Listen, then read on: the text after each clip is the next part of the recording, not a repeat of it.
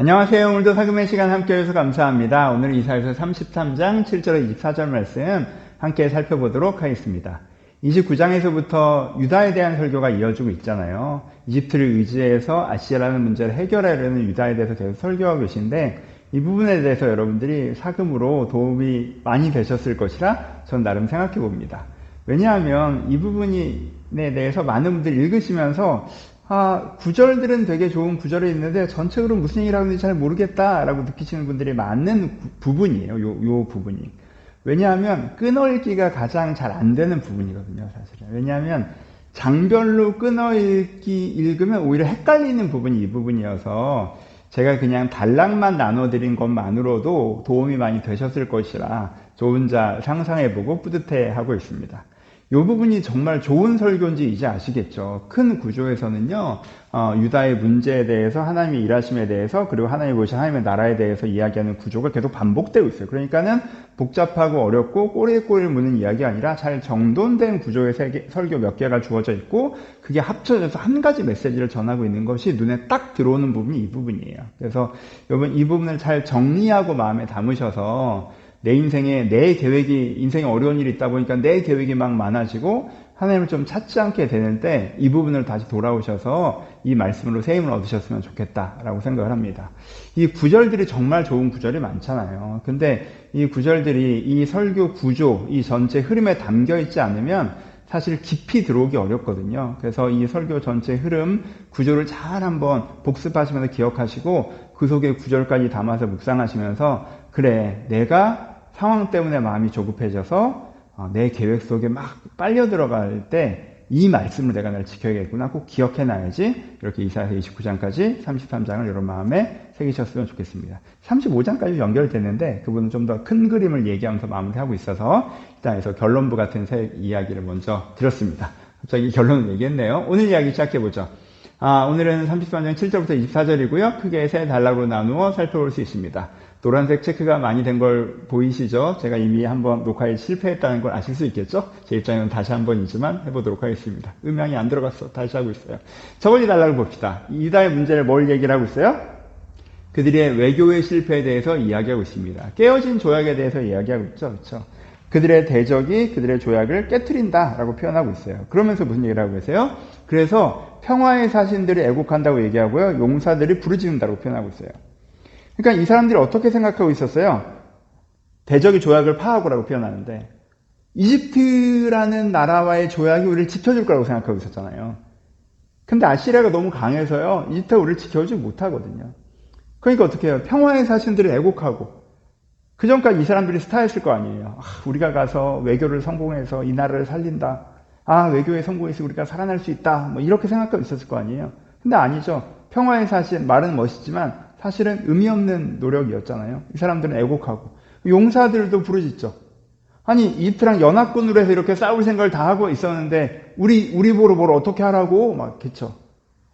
그렇게 되면서 나라는 황폐해지는. 깨어진 조약, 무력한 지도자, 황폐한 도시. 그들의 인간적인 계획. 이렇게 하면 내 인생의 문제가 해결될 거라는 계획들이 어떻게 실패하는지에 대해서 이야기해 주신 것이 7절에서 9절입니다. 그 다음에 두 번째 단락 10절에서 16절 무슨 말씀을 하고 계세요? 하나님의 일하심에 대해서 얘기하고 계시죠. 그때 내가 높아질 것이다. 이때는 너희들이 날 다 무시하고 니네들이 이 외교를 제일 높게 보고 있는데 이때는 내가 높아질 거야.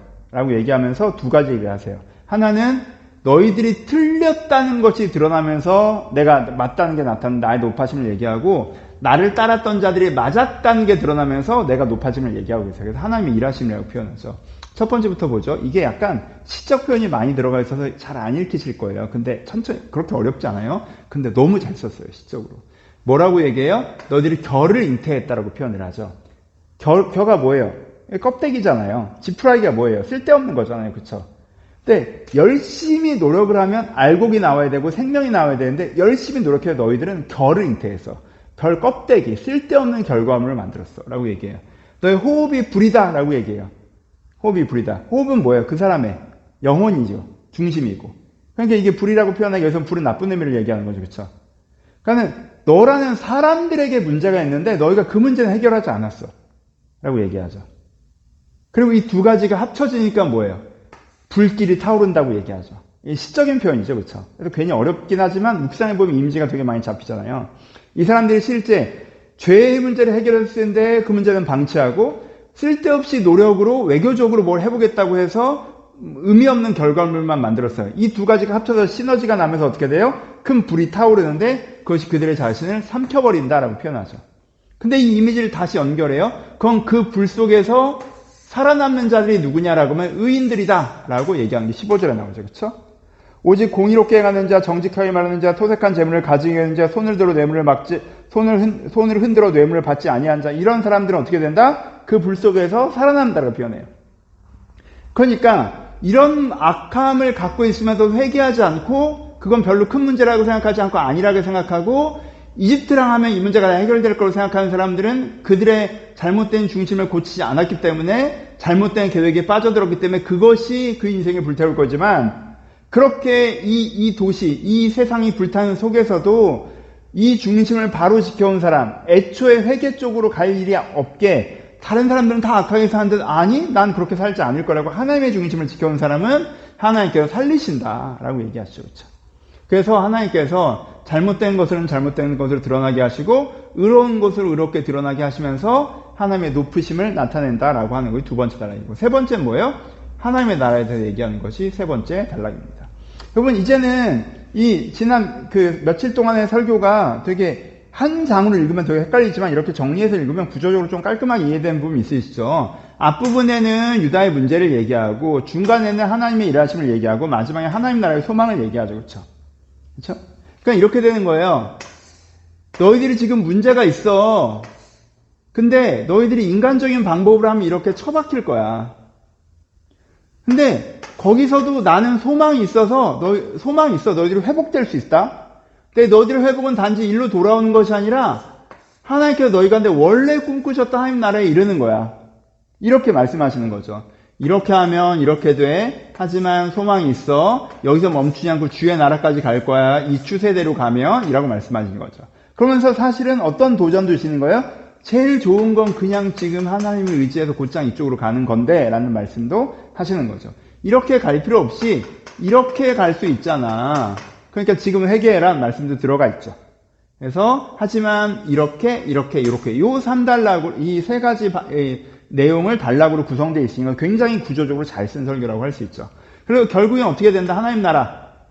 하나님께 이렇게 하신다 해서 핵심적인 구절은 뭐예요? 여호와 우리의 왕, 절기의 시온성 예루살렘. 이 두 가지 핵심적인 표현입니다. 하나님께서 승리하시고 하나님께서 공의를 베푸시고 하나님께 우리를 통치하신다라는 말씀을 하십니다. 하나님의 승리는 뭐로 표현되어 있어요? 뒷부분에 돛대로 표현되어 있죠. 이 해전이라고 생각하고 적의 엄청난 배들이 있는데 돛대가 세우질 않아. 돛대가 세우지 않으면 배가 움직이지도 못하잖아요. 그러면 싸우지도 못하고 지는 거거든요. 그래서 하나님의 승리를 표현을 하고 그리고 하나님의 통치를 표현할 땐 배가 표현이 되죠. 하나님께서 은혜의 강, 은혜의 바다를 펼치시는데 거기에는 큰 배와 노젓는 배들이 다니지 못한다라고 표현을 해요. 큰 배와 노젓는 배는 뭐래요? 군함, 상선 이렇게 표현하고 자기 힘으로 가는 거라고 해서 인간적인 세속적인 권력과 힘, 통치 이런 걸 얘기하는 거죠. 근데 그건 이제는 안 돼. 어떻게 해요? 하나님의 은혜의 강, 하나님의 은혜의 바다가 이제는 이 세상을 다스리는 게 된다고 해서 하나님의 통치를 얘기하고 이 땅에 하나님의 공의가 세워진다고 얘기하죠. 그렇죠?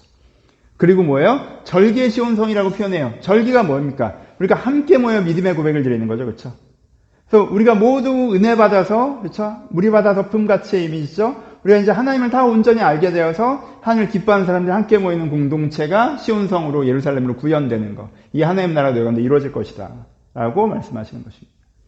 너희 가운데 문제가 있을 때 인간적인 방법으로 해결하지 마라. 하지만 그렇게 해서 실패가 닿다건다 할지라도 하나님을 신뢰해라. 회복하실 것이다. 여기서 멈추는 것이 아니라 아름다운 나라까지 갈 수 있다. 이 소망을 가져라. 애초에 이렇게 가면 제일 좋다라는 말씀을 우리가 해주고 계십니다. 적용하죠.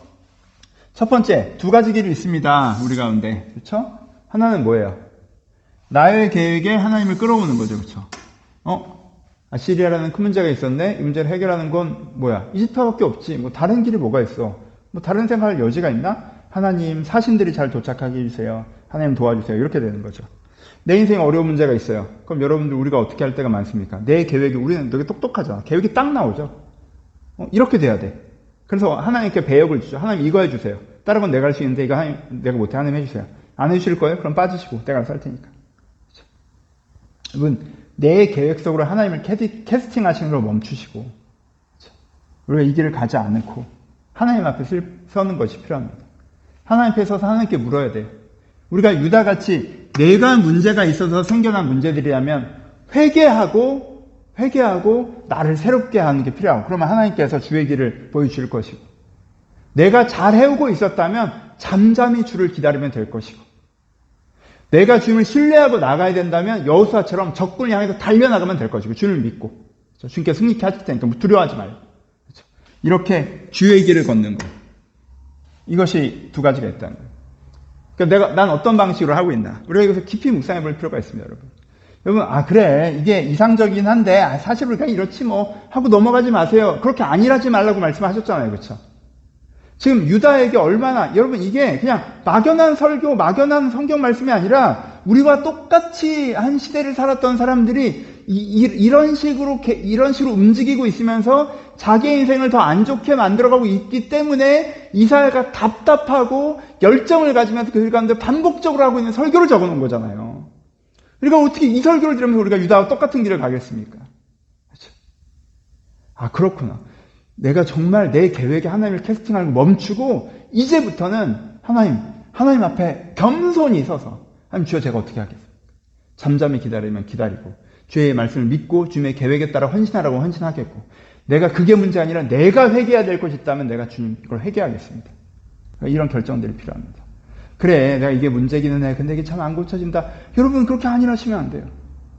이게 진짜 내 인생의 앞길을 막고 있구나. 그것을 붙잡고 하나님과 함께 해결하며 회개하며 하나님의 길을 걸 때 진짜 내 인생에 이런 소망의 미래가 펼쳐진다는. 그래서 내가 두 가지 길에서 어디로 갈고 있는가를 이번 설교들을 통해서 깊이 묵상해 보셨으면 좋겠습니다.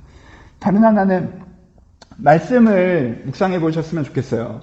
여러분, 요 29장부터 33장 설교에 좋은 구절들이 되게 많아요. 이 구절들을 여러분들이 꼭 기억해 줘서 이 시처럼 이 언어의 맛이 있잖아요. 이 언어의 깊이가 있단 말이에요. 이거는 그냥 좋은 말씀이다가 아니라 그 문장, 그 단어를 천천히 곱씹으셔서 여러분 내면에 스며들게 하셨으면 좋겠어요. 오늘도 그런 말씀들이 많이 읽으시면 나오거든요. 그래서 그리고 어제도 그렇고 그제도 그렇고, 그렇죠? 한번 29장부터 쓱 읽으시면서 그 유명한 구절, 너무 따뜻한 구절, 핵심적인 말씀들 있죠? 그렇죠? 아름다운 밭, 하나님께 주시는 그 평화로운 집, 심지를 경고케 하는 자의 평강의 평강으로, 하나님께서 그 말씀들을 여러분한테 막 이렇게 하시면서 이 언어에 담겨있는 은혜의 힘을 여러분들이 누리셨으면 좋겠습니다. 감사합니다.